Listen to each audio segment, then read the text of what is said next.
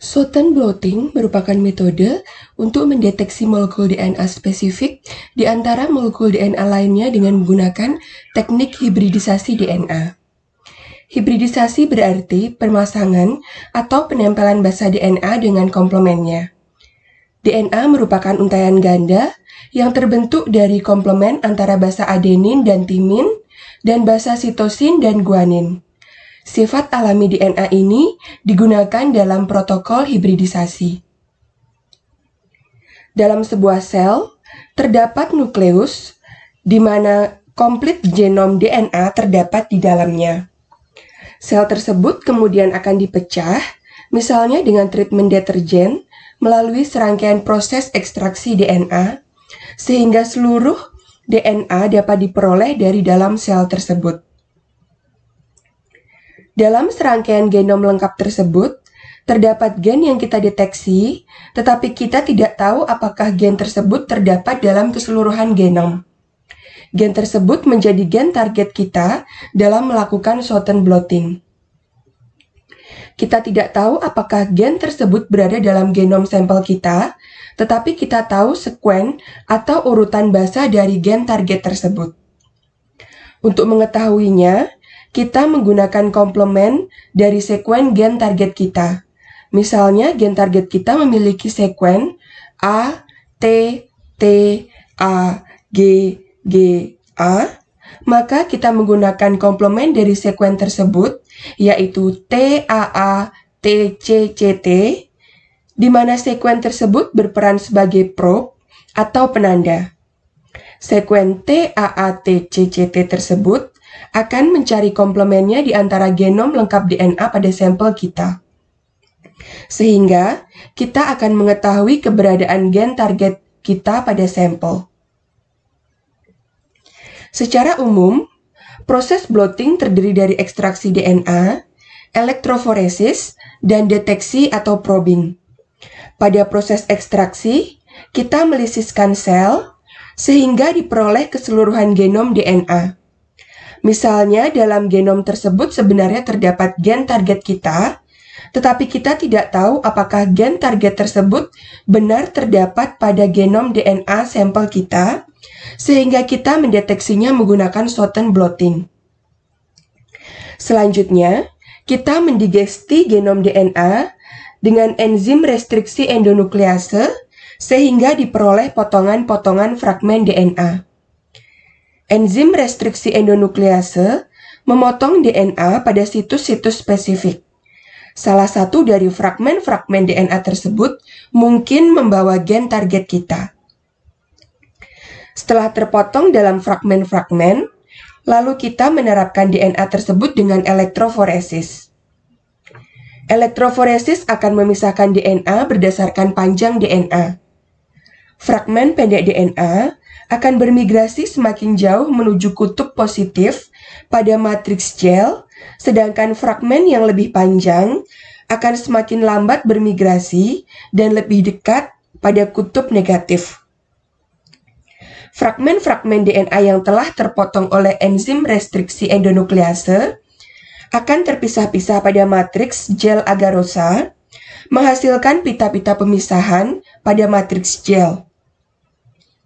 Meskipun telah terpisah, namun kita masih belum mengetahui apakah salah satu dari pita tersebut merupakan pita yang membawa gen target kita. Untuk mengetahuinya, kita melakukan deteksi atau probing dengan menggunakan teknik hibridisasi. Sebelumnya, kita telah membahas mengenai penggunaan komplemen sekuen gen target sebagai probe. Probe tersebut akan kita gunakan untuk mendeteksi apakah salah satu pita dari pita-pita elektroforesis tersebut merupakan gen target kita. Deteksi tersebut menerapkan proses blotting, di mana pita-pita dari matriks gel kita pindahkan pada membran nitroselulosa. Matriks gel sangatlah rapuh, sehingga sulit mendeteksi gen target dengan menggunakan matriks gel. Karenanya, kita memindahkannya ke membran khusus, yaitu membran nitroselulosa, sehingga serangkaian proses yang akan kita terapkan dalam proses deteksi tidak akan merusak membran. Teknik ini ditemukan oleh Edwin Schouten pada tahun 1975 yang membuat teknik ini disebut sebagai Schouten blotting. Pada Schouten blotting, kita ingin memindahkan fragmen-fragmen DNA yang telah terpisah dalam pita-pita pada matriks gel agarosa ke membran nitroselulosa, sehingga kita akan memperoleh replika pita-pita DNA pada membran selulosa. Untuk proses blotting, kita menggunakan serangkaian perangkat yang terdiri dari wadah yang terisi dengan buffer, spons, gel agarosa hasil proses elektroforesis yang mengandung pita-pita yang ingin kita pindahkan, membran nitroselulosa yang diletakkan berdampingan dengan gel agarosa, paper towel, dan pemberat.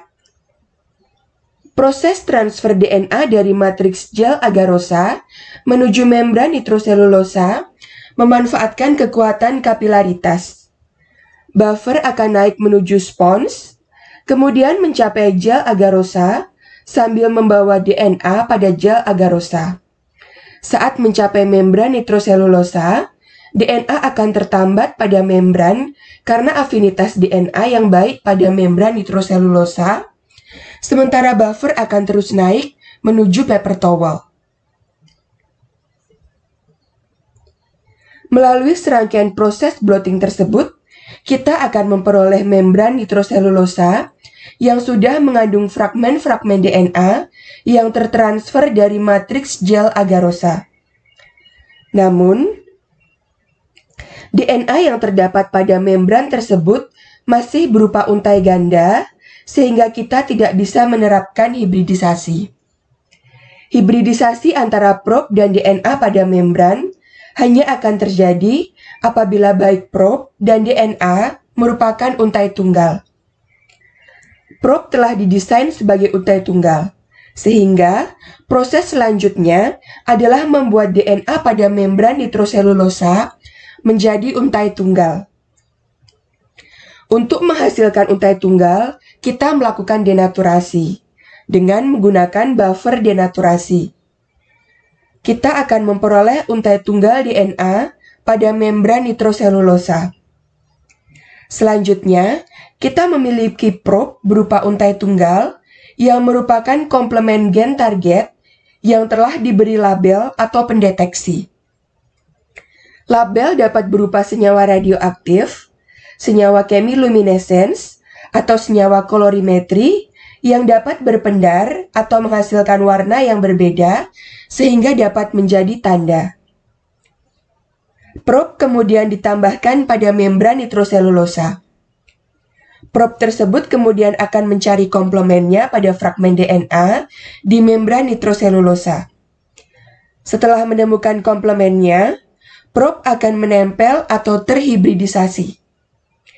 Karena telah mengandung label atau pendeteksi, maka kita dapat mengetahui di mana letak pita yang mengandung gen target. Demikian adalah serangkaian proses dalam melakukan Schouten blotting.